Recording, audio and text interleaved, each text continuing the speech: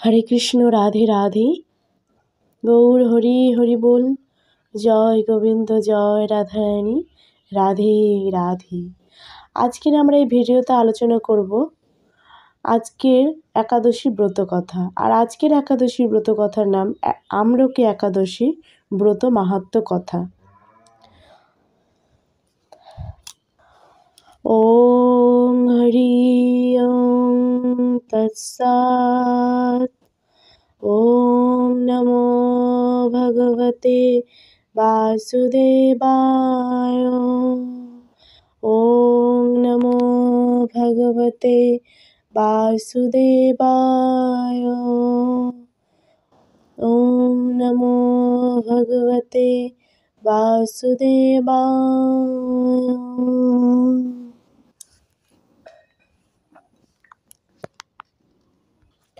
আমলকি একাদশীর ব্রত মাহাত্ম্য কথা। যুধিষ্ঠির বললেন, হে কৃষ্ণ, মহাফলদাতা বিজয়া একাদশীর কথা শুনলাম।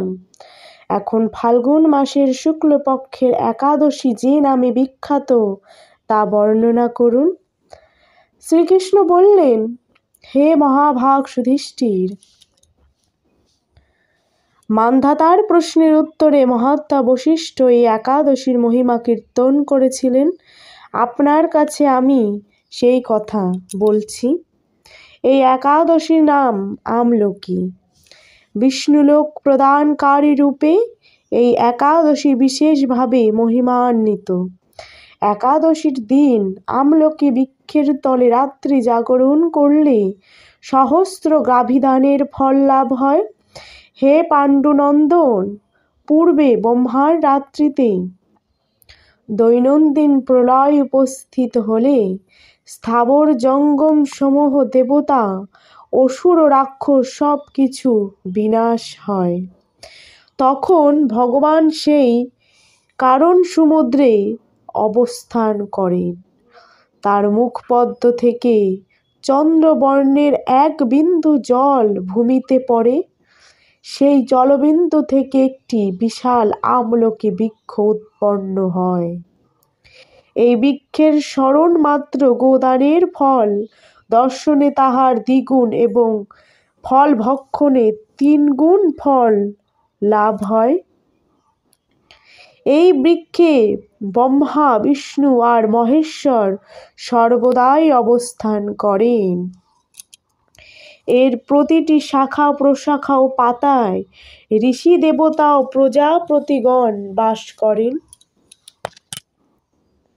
এই বৃক্ষকে সমস্ত বৃক্ষের আদি বলা হয় এবং তা পরম বৈষ্ণব রূপে বিখ্যাত।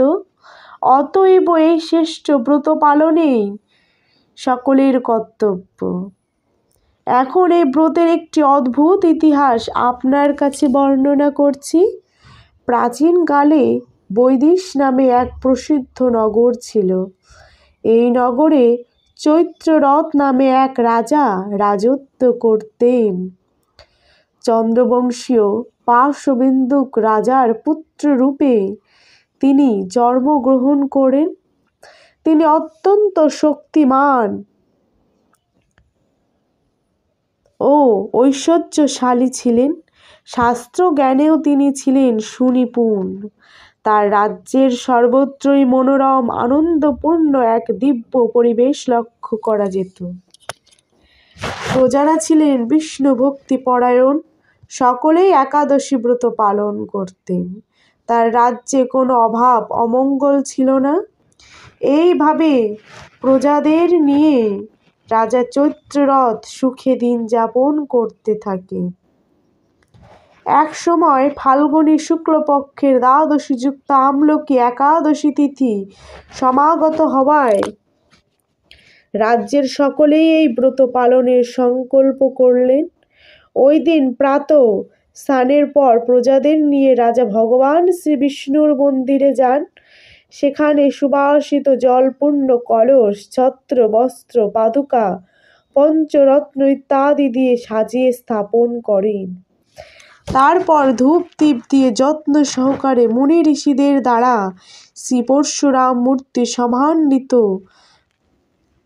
আমলকির পূজা করেন। হে পরশুরাম, হে রেণুকার সুখবর্ধক, হে ধাত্রী, হে পাপ বিনাশিনী আমলকি, তোমাকে প্রণাম। আমার অর্ঘ্য জল গ্রহণ করো।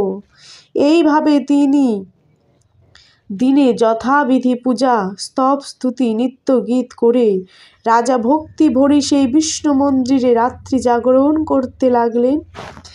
এমন সময় দৈবযোগে একটি ব্যাধ সেখানে উপস্থিত হয়।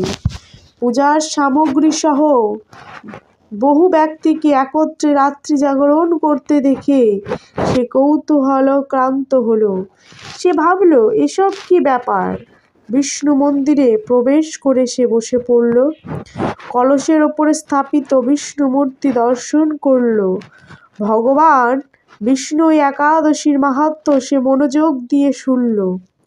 সারাদিন ওই ব্যাধ কিছুই আহার করেনি। এইভাবে ক্ষুধায় কাতর হয়ে সেখানে সে রাত্রি জাগরণ করল। পরের দিন প্রজাসহ রাজা নগরের দিকে যাত্রা করলেন। সেই ব্যাধও তার গৃহে ফিরে গেল। এরপর এক সময় ব্যাধের মৃত্যু হলো। একাদশীতে রাত্রি জাগরণ ব্রত প্রভাবে সেই ব্যাধ পরবর্তী জন্মে এক রাজ্যের অধীশ্বর রূপে নিযুক্ত হলেন। জয়ন্তী নামে এক নগরী ছিল। সেখানে বিদুরথ নামে এক রাজা বাস করতেন। ওই ব্যাধ বিদুরথ রাজার মহাবলী পুত্র রূপে জন্মগ্রহণ করেন। তার নাম হয় বসুরথ। 1,00,000 গ্রামের আধিপত্য তিনি লাভ করলেন। তিনি ছিলেন সূর্যের মতো তেজস্বী, চন্দ্রের মতো কান্তিমান ও পৃথিবীর মতো ক্ষমাশীল, বিভিন্ন সদ্গুণে ভূষিত। বসুরথ পরম বিষ্ণু ভক্তি পরায়ণ হন। এই মহাদাতা রাজা একবার শিকার করতে গিয়ে পথ ভুলে যান। গভীর জঙ্গলের মধ্যে ক্ষুধায় পীড়িত হয়ে তিনি ক্লান্তবশত শুয়ে পড়েন। এমন সময় কতগুলি পর্বত নিবাসী স্নেচ রাজার কাছে এসে নানাভাবে উৎপীড়ন করতে থাকে। রাজাকে তাদের শত্রু মনে করে তারা তাকে হত্যা করতে চেষ্টা করে। পূর্বে এই রাজা আমাদের পিতা, মাতা, পুত্র, পৌত্র সবাইকে মেরে ফেলেছে, আমাদের গৃহ ছাড়া করেছে। এরকম বলতে বলতে স্নেচরা রাজাকে হত্যা করতে উদ্যত হয়। তারা বিভিন্ন অস্ত্র শস্ত্রে তাকে আঘাত করতে থাকে, কিন্তু আশ্চর্যের বিষয়, তাদের সকল প্রচেষ্টা ব্যর্থ হয়। রাজার কোনো ক্ষতিই তারা সাধন করতে পারেননি। তখন রাজার শরীর থেকে নানা অলঙ্কারে বিভূষিতা এক পরমা সুন্দরী স্ত্রী মূর্তি আবির্ভূতা হন। মহাশক্তি ধারিণী ওই নারী অল্প সময়ের মধ্যেই সকল পাপী স্নেককে নিধন করল। রাজার নিদ্রা ভঙ্গ হলো। এই ভয়ানক হত্যাকাণ্ড দেখে রাজা অত্যন্ত বিস্মিত হলেন। তিনি বলতে লাগলেন, আহা, আমার শত্রুদের হত্যা করে কে আমার প্রাণ রক্ষা করল? এমন কৃপালু কে আছে? আমি তার প্রতি আমার কৃতজ্ঞতা প্রকাশ করছি। এমন সময়ে দৈববাণী হলো, ভগবান কেশব ব্যতীত শরণাগতকে রক্ষা করবার আর কে আছে? তিনি শরণাগত পালক। দৈববাণী শুনে তিনি ভক্তিযুক্ত চিত্তে গৃহে ফিরে এলেন। তারপর প্রজাসহ মহাসুখে ইন্দ্রের মতো নিষ্কণ্টক রাজ্য ভোগ করতে লাগলেন। বশিষ্ঠ বললেন, হে রাজন, যে মানুষ এই পরম উত্তম আমলকি একাদশী ব্রত পালন করেন তিনি নিঃসন্দেহে বিষ্ণুলোক প্রাপ্ত হন। হরে কৃষ্ণ, রাধে রাধে, গৌর হরি হরি বল। জয় গোবিন্দ, জয় রাধারানী, রাধে রাধে।